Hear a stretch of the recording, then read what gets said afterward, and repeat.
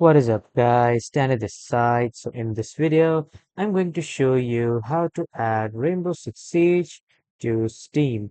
So first off, head over to Google or any browser and then in the search bar type in Steam. You will see a website with this logo. Simply click on that because that is the official website of Steam.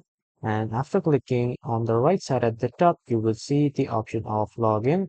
Just simply log in with your email and password, and even if you are new to Steam, you can also do the same to log in with your email and password.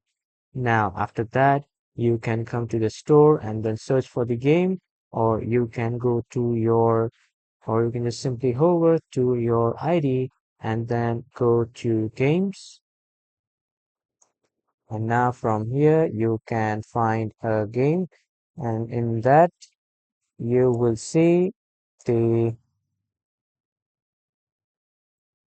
option to import your game from your files or from your downloads, or you will see the library option at the top. Just simply give it a click, and after that, on the left side at the bottom, you will see the option of add a game.